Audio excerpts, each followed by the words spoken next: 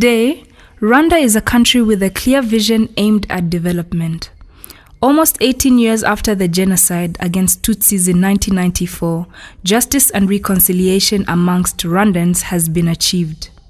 Now, with the establishment of peace and security within the country, the Rwandan government is urging all Rwandans still living as refugees in other countries to return home voluntarily, as there is no reason for them and their descendants to be referred to as refugees. The Rwandan government and the United Nations High Commission for Refugees, through an agreement, are working together to ensure that the invocation of the cessation clause on the 31st December 2011, taking effect on the 30th of June 2012.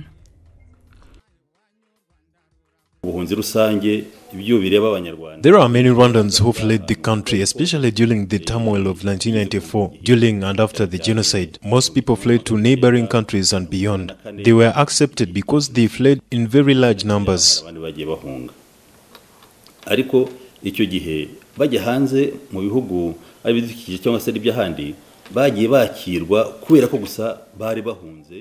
They were accepted in those countries by the international community through to what in Latin is known as a prima facie refugee status. That is to say that they were received simply due to the fact that they had fled and should therefore be received. However, most had fled the ongoing war of the 1994. Now, there is no longer war and insecurity here. The country is developing and all Rwandans exercise their full rights. The international community and Rwanda assessed the situation and concluded that consideration for the invocation of the cessation clauses can begin. That is the refugee status that will be removed then. Refugees living outside the country are being urged to return voluntarily. The doors are open.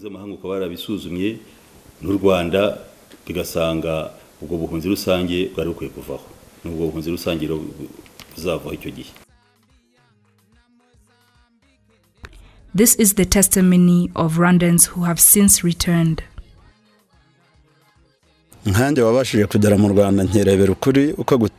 As someone who managed to return to Rwanda and see for myself the true picture, I can testify because when I arrived at the airport, I was surprised at how well we were received by police officers of all people. We had been told that they would arrest us and take us to an unknown place. We didn't see that anywhere. They welcomed us like brothers with a lot of kindness, warmth and sympathy. Once we were in our homes, we didn't have any problems, be it with our neighbors, relatives or friends. Up until now, we've been treated very well, contrary to what had been said. Mukangoboka Bernadette is from Rusizi district. She returned recently to Rwanda and has been reinstated into her work.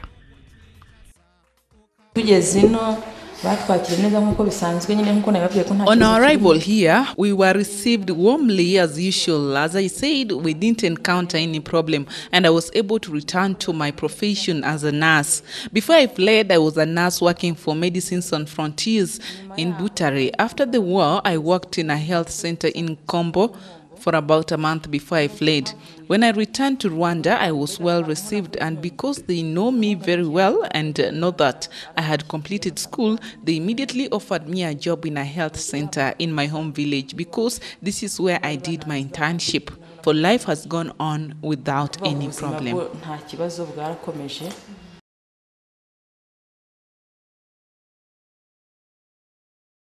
When returnees come back to Rwanda, most have no means of sustaining a living as they arrive with very little. Therefore, the Ministry of Disaster Management and Refugee Affairs has put in place a specific policy that covers their basic needs and employs activities to enable them to reintegrate into and become contributing members of society, such as equipping them with different professional skills to enable them to get or create jobs for themselves. A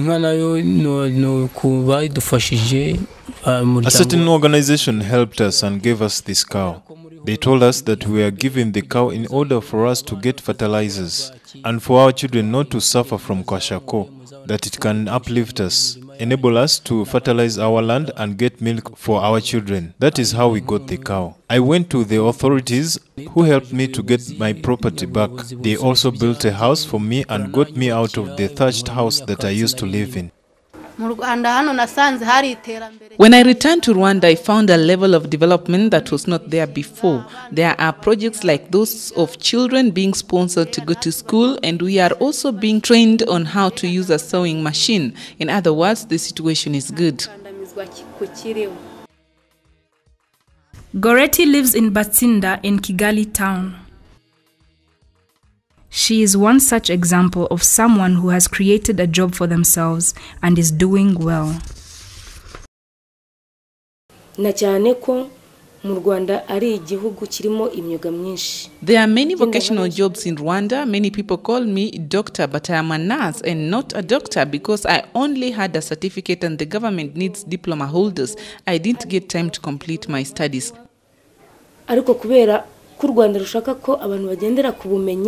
There are many ways to start projects and handcrafts. I chose to be a hairdresser for women. I plait hair.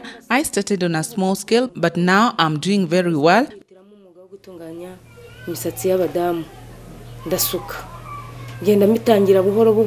I've just completed plaiting one client's hair and I'm now expecting another one in a few hours. For those who have professional skills, starting a project is easy and takes a very short time. Safari is another example of someone who has gone through this process. He describes his experience upon arriving in Rwanda and explains how he came to open his own clinic. We were welcomed by the police as well as the UNHCR and Midmal staff. Definitely, they welcomed us very well. They continued helping us even after that to solve any problem we encountered, especially the issue of finding schools for our children and acquiring documents. I got my documents thanks to the ministry in charge of repatriating refugees.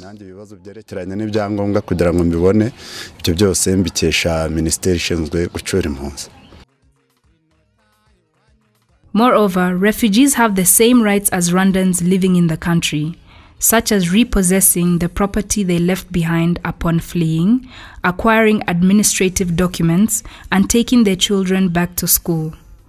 The national policy also allows children to have free education until the end of ordinary level, or what is generally known as the 9-year basic education. To date, there are over 60 vocational schools for children who were unable to complete school. We are very pleased that our children can now study well. Previously, they were studying in different languages. For example, if we lived in a certain area, our children will be taught, say, in Swahili or French. And if we were relocated to, say, Baluba, they would be taught in Kiluba. And this would obviously confuse them. But since we arrived in Rwanda, our children study well, especially considering the fact that they study for free.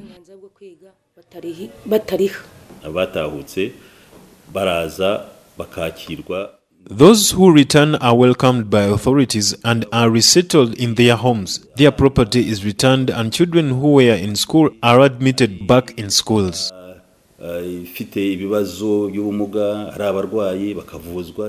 People with disabilities and those with illnesses are given medical treatment, all put on a health insurance scheme like their fellow Rwandans. The returnees are also included in all national development programs. In Rwanda, we use what they call Mutuelle de Santé, an affordable social health insurance scheme. One pays only 1,000 francs in services and receives treatment for a whole year. Indeed, returnees are facilitated with health insurance. They are visited regularly by the government at their homes in order to help them solve any problems they may be facing. Tugakorana n'abantu bahungutse, tugakorana n'abandi bakene basanzwe mu kubasubiza mu buzima busanzwe. We work with the returnees and other vulnerable people in order to reintegrate them into society. because when they return, they find they have been left behind. Therefore, it is necessary to reintegrate them, help them catch up to those they found here. harimo abo twigisha ibijyanye na salo bwo gusuka imisatsi. We teach some of them how to start a salon, how to plait and treat hair and do nails, and we teach others how to sew. This attracts mainly women and girls who have returned.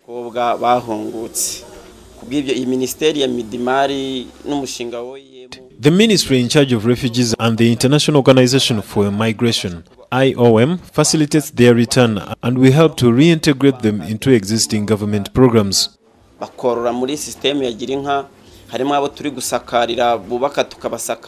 There are some we give cows through the Girinka program. As for others, we provide roofs for the houses they built themselves. Some we give goats, while others we train in vocational skills such as carpentry, welding, hairdressing, while others, such as those in Kayonza, are admitted into catering schools.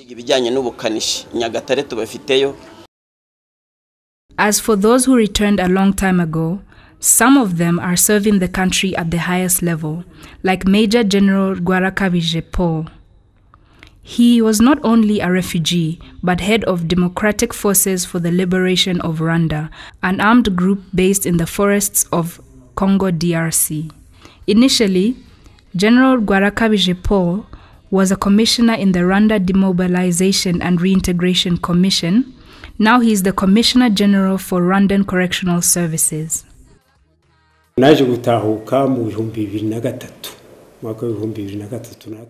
I returned in 2003. I was received very well. I returned peacefully to live in harmony with other Rwandans because I was not an ordinary refugee. I was a fighter.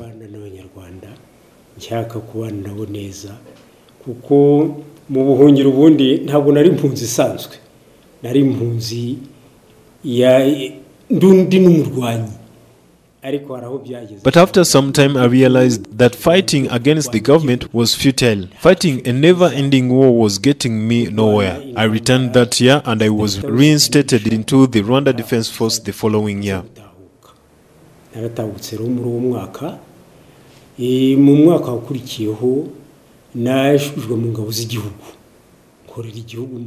In 2005, the country appointed me as a commissioner in the Demobilization and Reintegration Commission. I occupied this position until July 2011.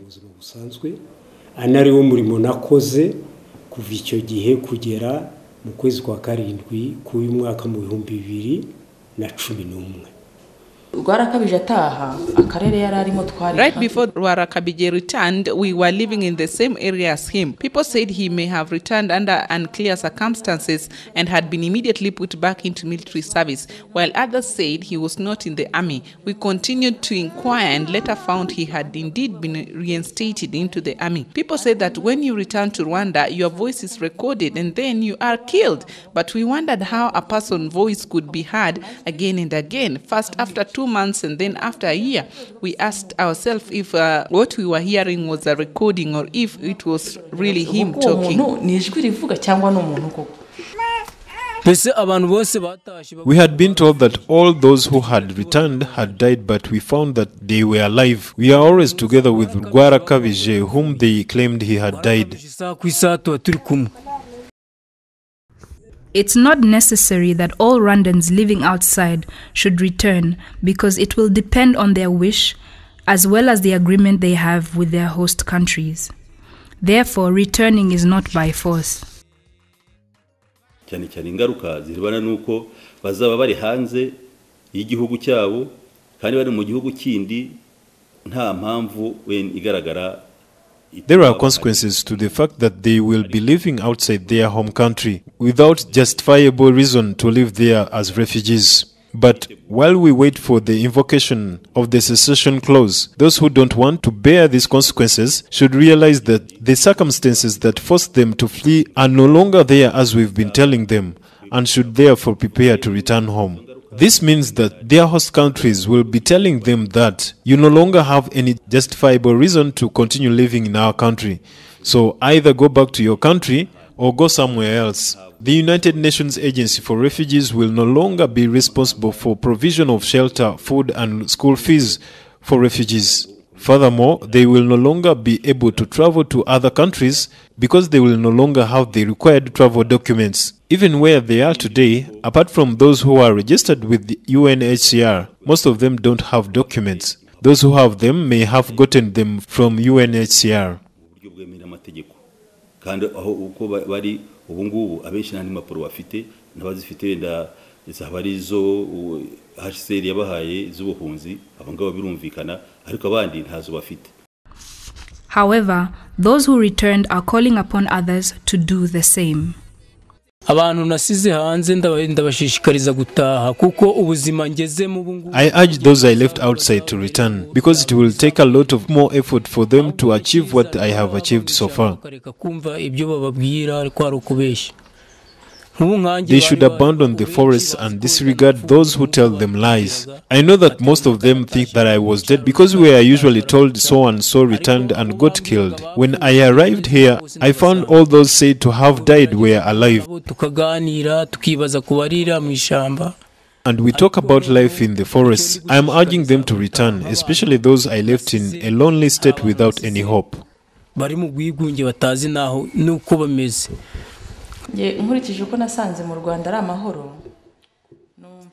Based on the fact that I found Rwanda to be fine, I urge people I lived with who are still outside to return because the information they used to give us that trucks carry people and drop them in Ruzizi River and they die, or that they record their voices and then kill them and later replay their recordings on radio are all just rumors and lies. Umuntu wese uri hanze unyumva kandi yaba inshuti yaba nde njye numva ko ibyiza yataha kaza mu Rwanda. Whoever is outside the country and is listening to me, be it my friends or whoever else, I would like to ask you to return to Rwanda. Many people call me every day asking me. I am sincere with them. I tell them that there is security in Rwanda, that no one is harassed, and that even if someone harasses you, the authorities immediately intervene. I haven't seen any returnee whose property has not been returned because they had fled or just returned. To tell the truth, I haven't seen it, and I am speaking freely. I'm not under pressure. To be sincere, Rwanda is peaceful. For anyone who has lived in Rwanda before, when they return, the first thing they feel is regret for not returning sooner. It's better for those listening to me to return home. Even those who call me shouldn't think that I'm lying to them. They might be watching me on this show. What I'm telling you is true. I tell them on the phone that Rwanda is fine, that there is no problem. Ntibagire ngo ndababeshya baba barimo banambona muri iki kiganiro ibyo mbabwira n'ibyo mbabwira kuri telefone no kuri u Rwanda n'amahoro nta kibazo. Nukuri u Rwanda n'igihugu cy'umutekano. It's true that there is security in Rwanda. They should believe us when we tell them they should bring their children so that they can go to school. There is no budget for them where they are. They should come back and work with their fellow countrymen and build Rwanda so that we reconstruct what was destroyed. I urge them to stop whatever they are doing and return home. Those who tell them that there is no security in Rwanda have their own motives. For example, some choose to remain wherever they are, probably because of the crimes they committed. For those who are afraid to return because of the crimes they committed during the genocide, there is reconciliatory justice. Therefore, any doubts of having a fair trial should be dispelled by all Rwandans who find themselves in this position. Barabizi ntawe babihisha niyo ndababihisha umuntu ariko ntabwo bahisha umutima wabo. They know it, and even if they don't tell anyone, they know it in their hearts, more so their conscience, because there is a saying in Kinyarwanda that goes, one can get away from what is after him, not what is inside him. Meaning that wherever they may go, they will always carry within their hearts the guilt of crimes they committed. Bizajya bikomeza kubakomanga ku mutima yuko hari ikibi bakoze kugira ngo umuntu akire icyo kintu. Therefore, for one to get fully healed, they should confess and accept responsibility. And if there are particular laws in place, then the courts should try them. Or the accused may ask for pardon because this too is possible. There are many people who participated in the genocide who asked for pardon, accepted responsibility, confessed and were forgiven and carried on with their lives. However, they first have to accept responsibility and show a willingness not to repeat such acts again. Ko kutazongera gukora ikintu nk'icyo ngicyo. Abo ngabo rero bafite ubwoba bakwiye kubugira rwose kuko nibatanataha ngo babyicuze cyangwa bakurikiranwe. Those who have fear should not be afraid, because if they don't return, confess and have their case investigated, they won't have a chance to be tried under such a generous justice system. That legacy will follow them, and they will have only themselves to blame, yet they could have returned, been tried according to the law, asked for pardon, and live normal lives like the others.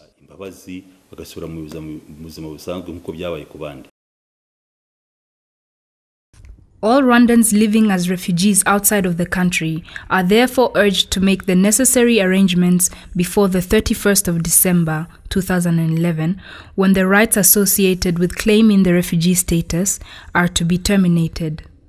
Furthermore, all those living within the country are asked to prepare themselves for the return of their brothers and sisters and welcome them warmly when the time comes.